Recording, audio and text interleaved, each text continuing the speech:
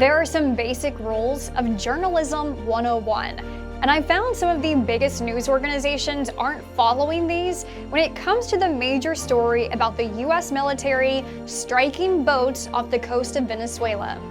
A journalist is supposed to balance a story by including multiple perspectives and giving each relevant viewpoint a fair opportunity to be heard.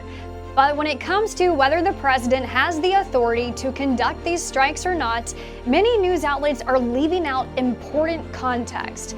That's a breach of ethics by most standards that reveals their bias. Here's what you really need to know about a US president's authority over the military and the War Powers Resolution. Welcome back to Bias Breakdown. Let's start with this. More than a handful of small boats off the coast of Venezuela have been struck by the US military since September 2nd. President Trump says every targeted vessel was carrying drugs with suspected narcoterrorists on board. The strikes have left the boats obliterated and at least 27 people dead. This latest U.S. military action has sparked a major debate in the media over whether the president is acting within his legal authority to conduct such strikes.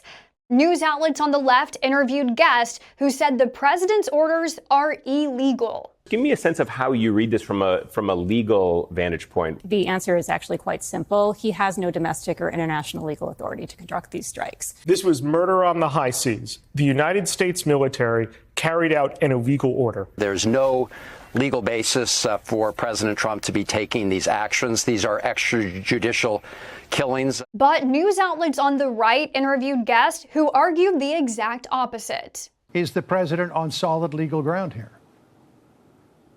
He does have a legal case, and I think it can be made that he's acting effectively as a commander-in-chief against imminent danger. Under the president's broad authorities to, combat imminent threats to the United States, which include drugs that have poisoned hundreds of thousands of Americans to death, he will take you out. Does he need to seek congressional approval?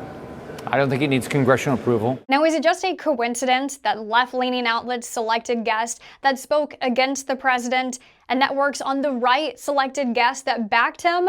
Probably not. So there you have the political narratives and noise over the issue, and a form of media bias.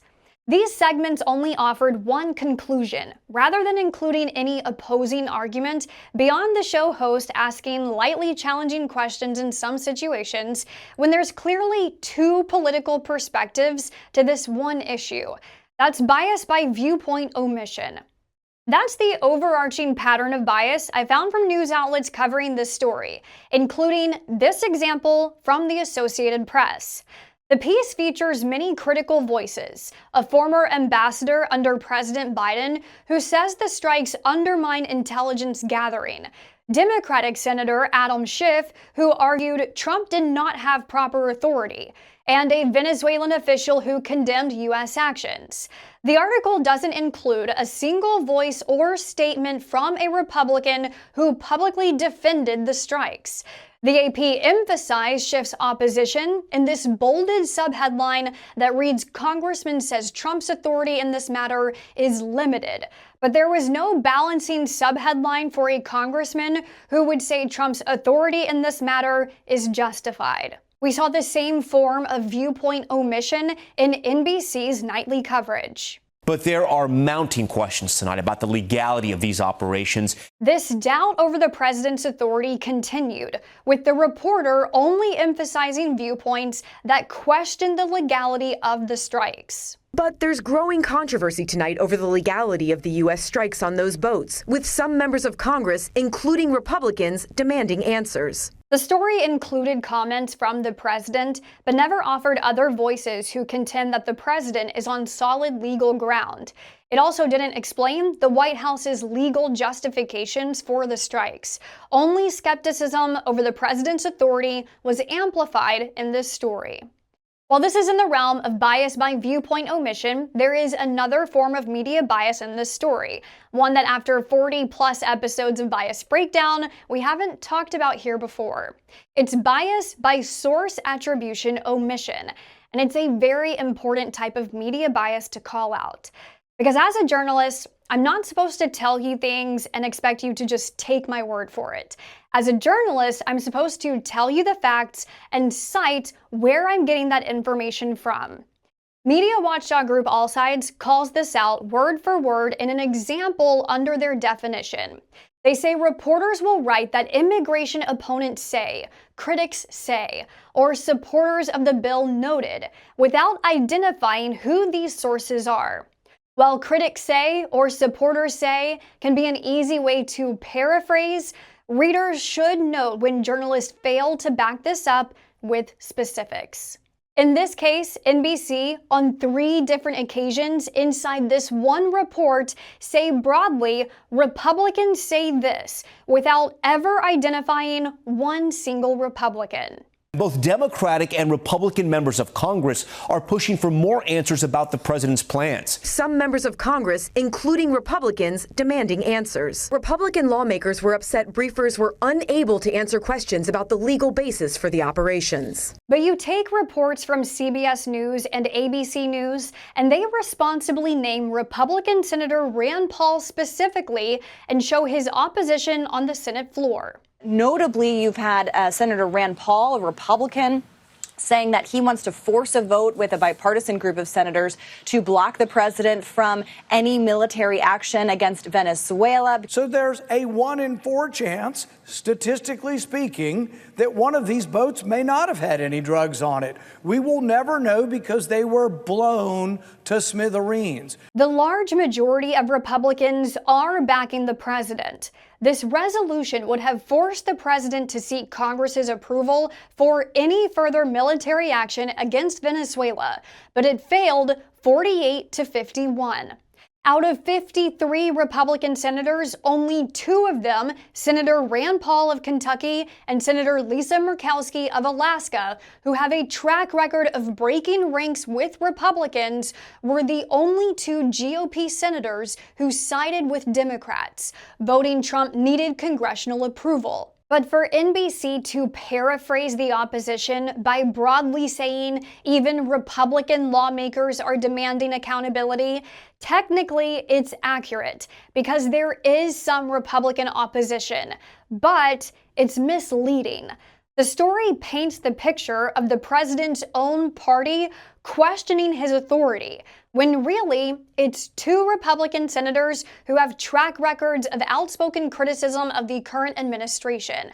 But you wouldn't know it by NBC's report because they vaguely lump all Republicans in instead of identifying the sources of opposition, Rand Paul and Lisa Murkowski. The New York Times also fell into the same sort of media bias in their write-up following the 5th Venezuela boat strike.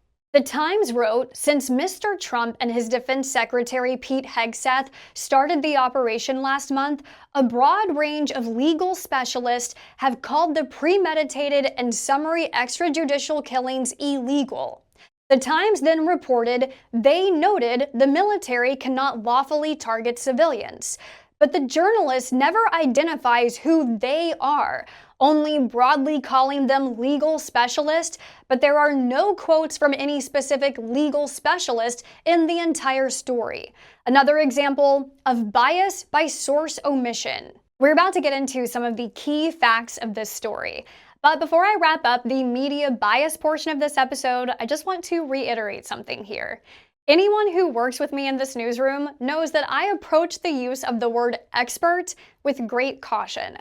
I feel like this term is thrown around so loosely in the industry, and it gives people a false sense of authority. By calling someone an expert, it can feel like everything they say is automatically credible or factual.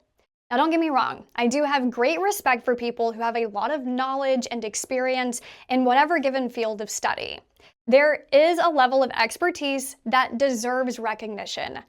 But just as we've talked about how the media can push a conclusion based off of what legal analysts or legal experts have to say, it's important to remember experts have opinions too.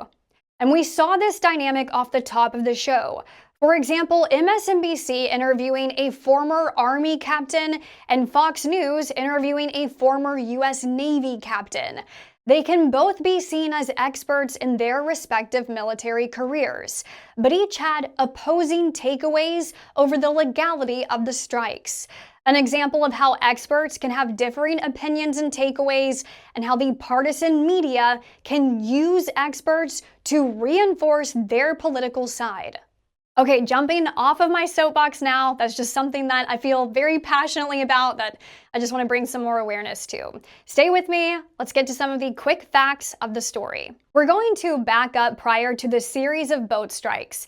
The day of his inauguration, President Trump signed this executive order designating cartels as foreign terrorist organizations. Fast forward to September 2nd. The U.S. military says it conducted strikes against a drug-carrying boat in the Caribbean operated by narcoterrorists. Keep that language and date of September 2nd in mind. Strikes would continue. Then, during the first week of October, Congress was notified in a memo that the U.S. was engaged in a non-international armed conflict with narco-terrorists that were classified as unlawful combatants in the memo. This is language our war reporter Ryan Robertson says carries big legal and strategic implications. By calling them unlawful combatants, the White House is putting these suspected drug smugglers in the same class as Al-Qaeda or ISIS terrorists.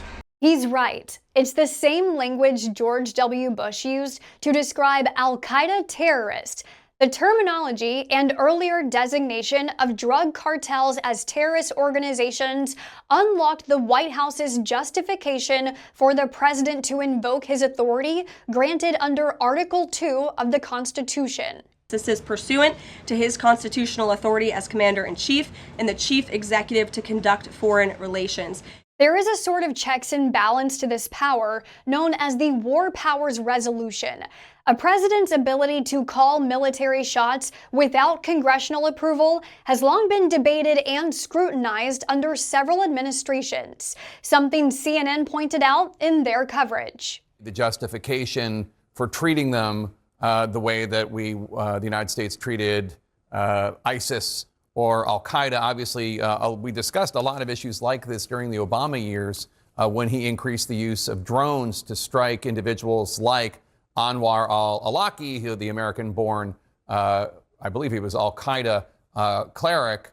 And that was just one example of previous controversy. This sort of checks and balance through the War Powers Resolution comes with an expiration clock from the time the president invokes Article 2, something pointed out by a CNN guest who was against the boat strikes. There is a War Powers Act which requires the termination of such military operations if the president hasn't received affirmative authority from Congress. That clock started on September 2nd with the first strike, and so it should expire in the first week in November. So under the War Powers Law, the president needs congressional approval 60 days after the first strike to continue military action in the Caribbean. While Congress could intervene now through resolutions, Republicans have so far voted to strike those down to allow the president to continue strikes under his Article 2 authority. But that doesn't mean the debate is over, as lawmakers and some military and legal analysts continue to discuss how the president has used specific language and terror group labels to justify the strikes. As our Ryan Robertson again showed us in his story, which offered both perspectives on the conflict. These are civilians. And if there's one thing we learn, and it's actually in the handbook, the commander's handbook for the law of naval operations, is that we don't attack civilians. I thought when I read about this that this was wrong to do that. This administration has designated cartels as a foreign terrorist organization. That gives them lawful right to go after, at least lawful right from an American perspective, to go after these organizations who the administration has said is in armed conflict with the United States. I know personally, I learned a lot while researching this story. I think it's a pretty complex issue, but the facts are out there for us to learn this and comprehend it. Good journalism means informing the public about current events, offering multiple perspectives on hot-button issues, and providing sources and citations for everything we report to better equip you. Even in an age of widespread media bias and distrust, I still believe in the power of good journalism when taken back to the basics. You just have to sift through the media noise and narratives to find it. And that's your bias breakdown. I feel like I've talked a lot in this episode. I hope you're still here with me. If you're new here, then welcome to the crew. And if you're returning, then thank you so much for coming back. No matter where you're watching us, I'm glad you're here. If you'd like to be the first notified about new episodes dropping, it's easy to do. Just download the SAN mobile app and sign up for notifications for Bias Breakdown. And you can also sign up to get alerts for Ryan's podcast called Weapons and Warfare. As you just saw in these past few snippets, he does a great job breaking down big military stories.